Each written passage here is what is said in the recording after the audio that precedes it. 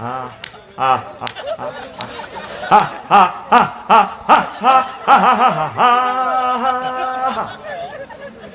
মাথার মধ্যে কাপড় বান্ধি বান্ধি করে। তা আমি কাইনলাম আর কি পুজো অনুষ্ঠানটা দেখে, আল্লাহ এই সুন্দরী পুরুষ মহিলাগুলারে কেমনে তুমি জাহান্নামে নিবে? একটা বার তাদের বিবেকের দুয়ার খুললো না কি রে, ডোল আয়ো হিডাই আয়া এটার অর্থ কিতা? আর আমাদের ধর্মটা প্রত্যেকটা জিনিস মিনিংস আছে। দেখা হইলে আসসালামু আলাইকুম রহমতুল্লাহ তাম জগতে যত রহমত আছে আল্লাহ প্যাকেট করে আপনাকে দিক। সব কথা কবরবাসীদের এখানেও আছে, আসসালামু আলাইকুম আহলাল কুবুর আনতুম সালাফুনা ওয়া নাহনু বিল আসাদ। আল্লাহ কবরবাসীদেরকে তুমি শান্তিতে রাখো। মুসাফা দিচ্ছি, সেখানেও ফিলিংস আছে, ইয়াগফিরুল্লাহু লানা ওয়া লাকুম, আল্লাহ আপনাকে ক্ষমা করে দিক, আমাকেও ক্ষমা করে দিক। মুআনাকা এমব্রেসিং এ দোয়া আছে, হ্যাঁ, আল্লাহুম্মা জিদ মুহাব্বাতি লিল্লাহি ওয়া রাসূলিহি। কত সুন্দর ধর্ম কথা আছে। একটা মানুষ মরে গেছে, নবীজি কয় তার লাশ সজ্ঞা এমন ভাবে দোয়াই বেরে সজ্ঞা তোর হইসা কম দে হইসা বাঁধাইতে লাশটা কষ্ট দিচ্ছে। রিমান্ডে তার লাশ রুটা বাইর করতে তার এগুলা ব্যথা হয়ে গেছে, মায়া করি করি তারে ডলবি সাবান দি। গরম পানি কেন? গরম পানি যাতে, আমিও গরম পানি দিয়ে গোসল করি, ব্যথা টাথা কমে যায়, যাতে রিমান্ডের নিচে গরম গরম পানির মাধ্যমে তার ব্যথাটা কিছু নাশক হয়। ইসলাম তাকে জীবিত হিসেবে কল্পনা করে। সহিহ আল বুখারীর হাদিস, সাহাবায়ে কেরাম বলছো ওয়ালা তাজাহাজ রেউহা, জনবৃদ্ধ জাহাজের কবর যখন লাশটা লই যায়, অন্যরা বলতেছে সাহাবীরা এটা হুজুরের শেষ ওয়াইফ, খবরদার খাটের মধ্যে দৌড় দি চলিও না, স্লো করি নাও, আম্মার লাশটা যাতে না দোলে, তারে মহব্বতে নাও। আমরা দুলার মতো কবরে আফসারি ভাইকে রেখে দিব লাকসায়, আফসারি ভাই আই লাভ ইউ। কবরে হাসর মাঠে দেখা হবে। ওমা নিজের লাশটারে ওমা নিজেরা উড়িয়ালা বড় হতে আগুন লাগাই দেয়। সায়েন্স পর্যন্ত বলছো যেটা গরিব মানুষ হয়তো কত এত লাকড়ি আনো, আর আগে ইসলাম হইলো যদি এতে গরিব যা আছে তা দি তারে কাফন দাফন করিয়ে লাও, ফিন্দনের কাপড় যা আছে এটা না থাকলে তারা ঘাস দিয়ে হইলো ইসকির লতা পাতা দি তারা সাফা দাও, পরিবেশ যাতে দূষণ না হয়।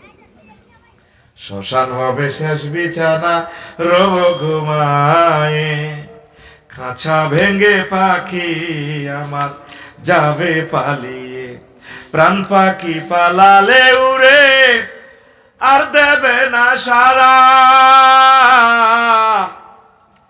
রাতে মরলে সকাল হলে বলবে বাসি মরা, আপন স্বজন বলবে সবাই, পুত্র কন্যা বলবে সবাই, ও মরা ছুতে নাই, এ দেহ পচা দেহ গৌরব কিসের ভাই।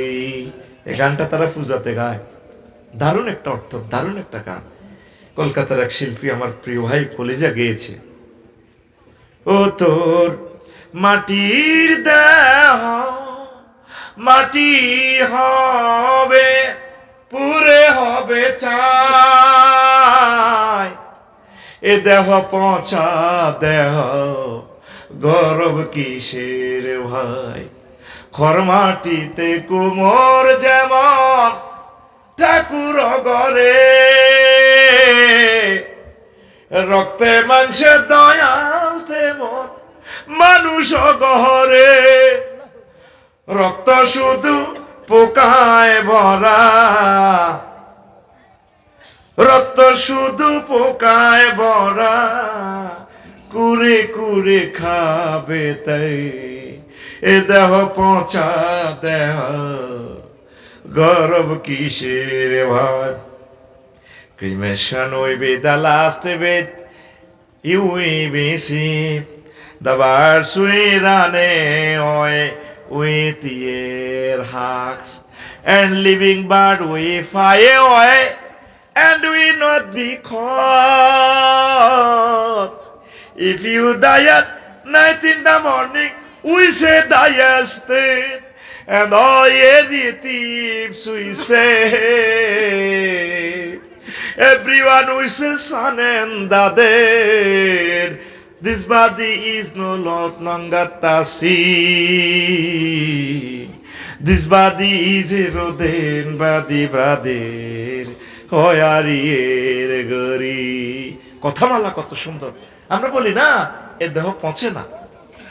মিনহা খলাকনাকুম ওয়া ফিহা নুঈদুকুম ওয়া মিনহা নুখরিজুকুম তারাতান উখরা। নবীজি বলেন ইন্নাল্লাহা হারামা আলাল আরদে তাকুল আজসাদাল আম্বিয়া। নবীজি বলছেন মাটির জন্য আল্লাহ নবী ওলি শহীদ আল্লাহর নেককার বান্দা ওলামায়ে কেরামের দেহটারে আল্লাহ মাটির জন্য হারাম করেছে। আমরা কত আদর করে শোয়াই রাখি তারে কবরে। কত সুন্দর ধর্ম। আমার প্রিয় ভাইরা বুঝলো না। আল্লাহ আমার সকল মুশরিক ভাইদেরকে ইমানের দিকে তুমি ডাইভার্ট করো। আল্লাহ আল্লাহ মানুষগুলোকে তুমি কেমনে চালাইবা। আল্লাহু আকবার। সুবহানাল্লাহি ওয়া বিহামদিহি সুবহানাল্লাহিল আযীম। এই আখিরি জামানাতে ফ্রি সেক্সের ইস্তাহিলুনাল ফারজার ফিতনা শুরু হয়ে যাবে। আরো একটা ফিতনা আসবে আখিরি জামানাতে, খনিজ সম্পদের ফিতনা। ফিতনাতু সাররাই ওয়া ফিতনাতু দাররাই ওয়া ফিতনাতুল কাযা ওয়া কাযা ফাযাকারা মাদানা যাহাবি। ফোরাত নদীর স্বর্ণগুলো উঠে যাবে। এই ইরাকের বিপদ হচ্ছে কি, এই তেলের খনি। এই যে নোয়াখালীতে এখন তেলের খনি, তারপরে গ্যাসের খনি দেখা যাচ্ছে, কয়লার খনি দিনাজপুরে, তারপরে স্টোনের খনি, পাথর 1 ফুট পাথর 215 টাকা। এগুলোর কারণেও লাগবে যুদ্ধ। ওই এতে হাতে দখল করে পারলে। এইটা নবীর হাদিস। কেমন করে নবীজি এসব কথাগুলো বললেন। আর কিছু কিছু লোক আছে এমন একটা ফাতনা বইরা দোয়া করবো দজ্জাল কোন দিনে আইব। ও দজ্জাল আইলে তো সে বুয়া বাজে খানা টানা দিব, কোমল পানীয় দিব, ব্যবসা বাণিজ্য বরকত হইব।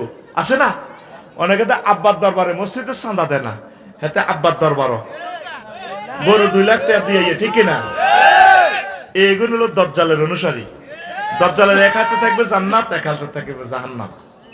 এ যারা দজ্জালের মানবো সে সুন্দর করে তা করে বালা বালা খানা দিয়ে দিব। দেখ নবী কেমন কইছে, আন হুযায়ফা ইবনে ইয়ামান রাদিয়াল্লাহু তাআলা আনহু হাত্তা ইয়াকুনা খুরুজাহু আহাব্বা ইলা আকওয়ামিন মিন শুরবিল মাইল বারিদ ফিল ইয়াউমিল হার। গরম কালে কত পানি খাইবে আল্লাহ।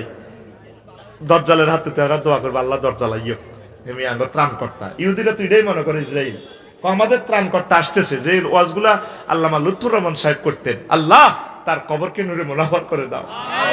আল্লাহ তার ওয়াইফকে, তার সন্তানদেরকে আল্লাহ আপনি কবুল করেন। আল্লাহ আল্লামা লুৎফুর রহমান সাহেবের বংশ থেকে খানায় কাবার ইমাম দেন। আল্লাহ সাইদি সাহেবের বংশকে আপনি কবুল করেন। তার বংশকে আল্লাহ কিয়ামত পর্যন্ত জারি রাখেন। আল্লাহ নাজামি সাহেবের বংশকে কিয়ামত পর্যন্ত জারি রাখেন। আল্লাহ তারা যাতে হারিয়ে না যায়, তারা আমাদের শয়নের স্বপনের জাগরণে যাতে তারা ওয়াল আকিবাতুল লিল মুত্তাকিনের কাতারে যাতে তাদের ওয়ারিসেরা থাকে। আল্লাহ পড়ি আমরা আমিন। তো কি হয়েছে, কোন কথা বলছিলাম? দজ্জালের আগমন। আমাদের দেশের কিছু মানুষ ওই মাগনা খাইছে, দেখো আগেরটাই বালা আছিল, বুঝছে না? মাগনা খাইছে, জোর করি খাইছে, অন্তরের ব্যবসা কালা তোমা। হ্যাঁ ঠিক কিনা? একটা ওয়াজে পয়সা 16 জায়গাতে পারমিশন আনার লাগতো। হ্যাঁ আমার ওয়াজের কারণে আর আলেমের ঘরে 6 মাস নির্বাসন নদী দেখছি। কি জবাব তুই আল্লাহর কাছে দিবি? কোরআনের মাহফিল করতে পারমিশন। আরো কত গুণের নাম হেতের আগাদি মারি দল লাগে হুজুরের নামের আগে। ইসলাম তো লই গেছ তোরা, মসজিদ কমিটির, মাদ্রাসা কমিটির সভাপতি, সেক্রেটারিও তোরা ব্যাগ ওইতে ওইতে পোস্টারের সভাপতি হয়েরা। পোস্টারও আঙ্গ নামের উদ্দেহের গো নাম আই কত ওয়াজ হাতের দি মারি দেশা। আলেমের করে আর কোন কাজে আগে রাখলি? আলেমের করে শুধু ওই জানাজার মধ্যে আগে রাখছ, নলে আশিটা তো হইসব। আর আব্দুল্লাহ ভাই আর গার আমার যদি বোটে খাড়াই সর্বোচ্চ 2 গা বা 3 গা বোটাইও। আল্লাহর রাস্তে কোরআনের কাজ কর, ওলামায়ে কেরামের আগাইয়া দে। এই কোরআনের আলেমদের কারণে দুনিয়া আখিরাতে তোরা শান্তি পাবি। আমিন কো আমিন। তো এবার বুঝছেন কিছু তো লোক দজ্জাল আইয়ো নিরা চায়।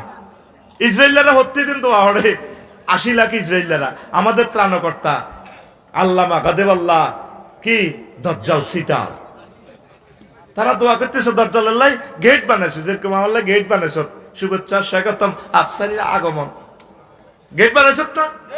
ওই যে কথাটা সাদা গেট, হ্যাঁ সাদা পাথরের যে গেট বানা রেখছে, লুৎফুর রহমান সাহেব যে ওয়াজগুলো করছে একমাত্র ব্যক্তি তিনি এই ওয়াজগুলো বেশি করতেন।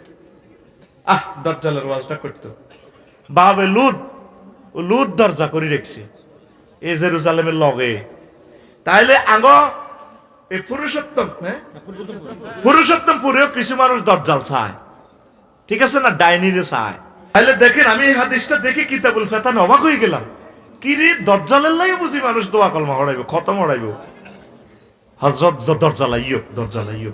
কিছু মানুষ মনস্রিয়া, রোমান আইনের ভাষা বলে মনস্রিয়া মাইন, বুঝছেন, ফাফাত্তা, এটি ফাফেরে ভালো লাগে, হ্যাঁ তোর যতই বুঝাস হ্যাঁ তো জনটার লগে একবার সোমপাড়া গাঁজা করার লগে, হ্যাঁ তো আলেম ওলামার লগে আইতো না, ঠিক কিনা, হ্যাঁ তো বাচ্চু নাড়ার লগে আইতো না, আঙ্গ বাচ্চুর লগে, হ্যাঁ তো আসবে ওই সবুজ কোনকার কাঁচা খায়, বুঝতি, ওই হাতে গাঁজা করার লগে কর, ওই হাতে শারমিনের জামাইয়ের লগে এরকম সিটিং শারমিনের জামাই আমার মাহফিলে নাই রে।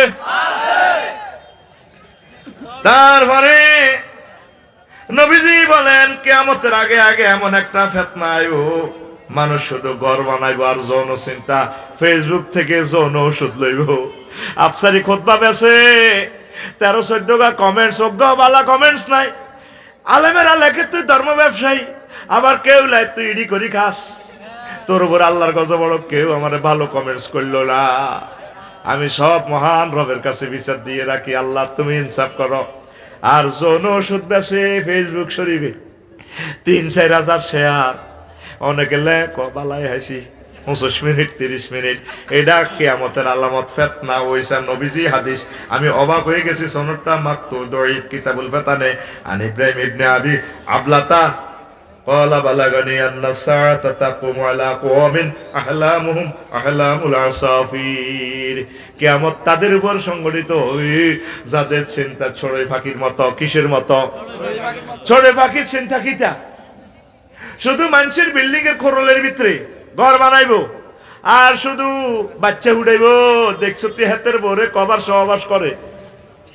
দেখ নবীজি কেন এটার সাথে তুলনা দিছে, কসড়ি ফাঁকির মতো মানুষও চিনতে হইব, থাকবো পুরুষোত্তমপুরে, ঠিক নিজে সাতখিলে বাসা করে রাখবো, সাতখিলে উত্তরা গোলশান বনানি বাড্ডাতে, ভাবিও কইব হিয়ানো ফেলা টেকটা লাও।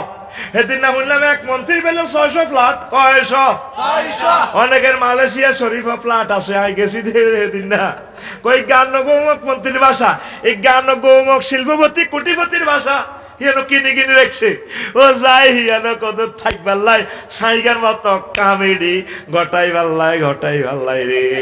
বাবিরে হতাই রাখছে বাংলাদেশে, কোন বাবিরে কান্দি কাটি করতেছে, কয় ব্যবসার কাছে যাইয়ে একটা ক্লায়েন্ট পাইতেছি 2000 কোটি টাকার ব্যবসা, আসলে হুদা সেটা কি হিয়ানো উতি রয়েছে কুয়ালালামপুর, কলা রে ও মাগো সাইগা যে ইচ্ছা ঘরের মধ্যে থাই আরাম করতে, গা গরম করতে সুবিধা পায়, হেতে তোর বাইর বারিন্দার হানি দি সাইগা দেখছো তে কবার গোসল করে, সিটিং এ গোসল ছাড়া থাকতে পারে না, আবার গোসলের হানি নহাইলে এতে এ বালুর মধ্যে তায়াম্মম করে, আঙ্গ বাড়ির সাইগা, আঙ্গ বাড়ির আরো জোরে জোরে করা, আঙ্গ বাড়ির।